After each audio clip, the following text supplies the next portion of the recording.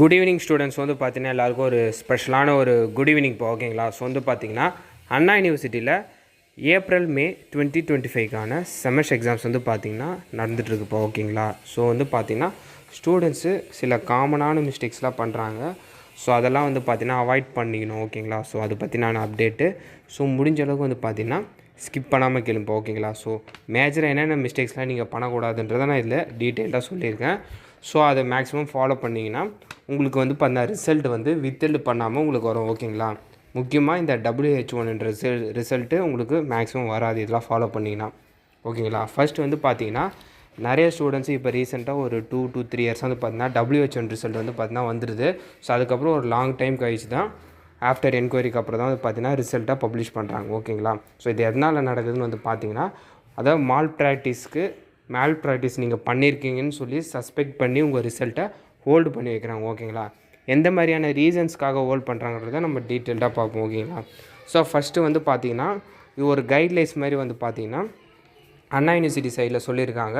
So 1 by 1 பார்ப்போம் ஓகேங்களா. So இதெல்லாம் உங்களுக்கு தெரிஞ்சிச்சுன்னா நீங்கள் இந்த மிஸ்டேக்ஸை எக்ஸாம் டைமில் பண்ண மாட்டீங்க ஓகேங்களா. ஃபஸ்ட்டு வந்து பார்த்திங்கன்னா டிஃப்ரெண்ட் கலர் ஆஃப் பென்ஸை வந்து நீங்கள் யூஸ் பண்ணுறது. For example blue and black தவிர்த்து கலரான பென்சிலை யூஸ் பண்ணி ஹைலைட் பண்ணுறது. ஸோ இந்த மாதிரியான விஷயங்கள்லாம் பண்ணிங்கன்னா மால் ப்ராக்டிஸில் புக் பண்ணுவாங்க ஓகேங்களா. இது அண்ணா யூனிவர்சிட்டியோட கைட்லைன்ஸ்லேயே இருக்குது. செகண்ட் வந்து பார்த்திங்கன்னா இர்ரிலவெண்ட் கண்டென்ட், அதாவது ஓனாக எழுதுறது தப்பு இல்லை, பட் அந்த எக்ஸாமுக்கும் இந்த கண்டென்ட்டுக்கும் சுத்தமாகவே சம்மந்தம் இல்லாத மாதிரி ஏதாச்சும் எழுதி வச்சுருந்திங்கன்னா உங்களுக்கு மால் ப்ராக்டிஸில் புக் பண்ணுவாங்க ஓகேங்களா. அந்த சப்ஜெக்ட்டுக்கும் இதுக்கும் சுத்தமாகவே சிங்க் ஆகாது அந்த மாதிரியான ஒரு இது இருக்கும்போது புக் பண்ணுவாங்க. ஆனால் இது கொஞ்சம் ரேர் கேஸ், ஏன்னா அந்த எக்ஸாம் எழுதுகிற ஸ்டூடெண்ட் மேக்ஸிமம் அதுக்கு ரெலவெண்ட்டாக தான் எழுதுவீங்க.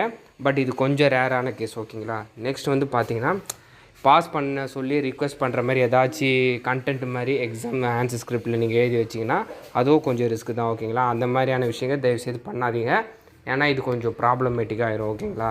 மோஸ்ட்லி யாரும் பண்ண மாட்டாங்க, பட் இது யூனிவர்சிட்டி சைட்லேயே மென்ஷன் பண்ணியிருக்காங்க ஓகேங்களா. பாஸ் பண்ண சொல்லி ரிக்வெஸ்ட் பண்ணி எந்த ஒரு கண்டென்ட்டோ எழுதியிருக்கக்கூடாது.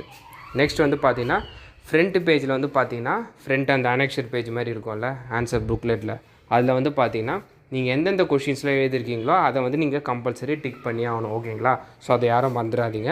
நெக்ஸ்ட்டு வந்து பார்த்திங்கன்னா டோட்டலாக எவ்வளோ பேஜஸ் நீங்கள் ஆன்சர் எழுதிருக்கீங்கன்றதையும் நீங்கள் ஃப்ரண்ட் அனெக்சரில் மென்ஷன் பண்ணியிருக்கணும் ஓகேங்களா. ஏன் இதை வந்து ரெண்டுத்தையும் ரிப்பீட்டடாக சொல்கிறாங்கன்னா, ஏன்னா வந்து பார்த்திங்கன்னா அது மென்ஷன் பண்ணிட்டால் எந்த ஒரு சேஞ்சஸுமே ஆன்சர் ஸ்கிரிப்டில் பண்ண முடியாது. ஸோ அதுக்காக தான் இந்த 2 விஷயத்தையும் ஹைலைட் பண்ணுறாங்க. நெக்ஸ்ட்டு வந்து பார்த்திங்கன்னா கொஷினுக்கான ஆன்சர்ஸ்க்குன்னு ஒரு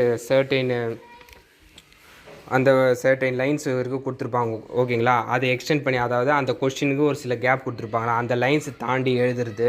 ஸோ அந்த மாதிரி அவுட் சைடு ஏரியா அந்த மாதிரி எழுதுகிற மாதிரியான விஷயங்கள்லாம் அவாய்ட் பண்ணணும்னு சொல்லியிருக்காங்க. இன்னொரு மெயினான விஷயம் வந்து பார்த்திங்கன்னா ஹேண்ட் ரைட்டிங் டிஃபர் ஆகிறது.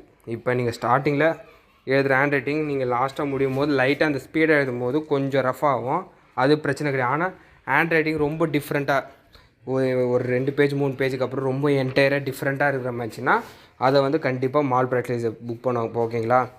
அதேமாரி சைன் வந்து நீங்கள் மிஸ்மேட்ச் பண்ணுறது, அதாவது ஃபார் எக்ஸாம்பிள் நீங்கள் சைன் பண்ணுற வேண்டிய இடத்தாண்ட பதில் உங்களோட ஹால் இன்விஜிலேட்டர் எதாவது மாற்றிக்கிட்டு சைன் பண்ணால் ஒரு இஷ்யூ ஆயிரும் ஓகேங்களா. ஸோ நீங்கள் ரொம்ப ஒரு இதுலேயே நான் சொன்ன இன்ஸ்ட்ரக்ஷன்லேயே சிலது ரொம்ப ஹைலைட்டான விஷயம் என்னதுன்னா டிஃப்ரெண்ட் கலர்ஸில் எழுதுறது, பாஸ் பண்ண சொல்லி ரிக்வெஸ்ட் பண்ணுறது, அந்த ஃப்ரண்ட் பேஜில் கரெக்டாக டிக் பண்ணாதது, தென் அதுக்கப்புறம் வந்து பார்த்திங்கன்னா ஹேண்ட் ரைட்டிங் மிஸ் மேட்ச். இதில் குறிப்பாக வந்து பார்த்திங்கன்னா இந்த ஹேண்ட் ரைட்டிங் மிஸ் மேட்ச் ரொம்ப பெரிய இஷ்யூப்பாக, அதை வந்து கொஞ்சம் பார்த்து கவனமாக இருக்கும் ஓகேங்களா. ஸோ இதுதான் இப்போ மேஜரான விஷயம். ஸோ இதெல்லாம் வந்து அவாய்ட் பண்ணிட்டீங்கனாலே ஜஸ்ட் உங்களுக்கு வித்தல் ரிசல்ட் வராது.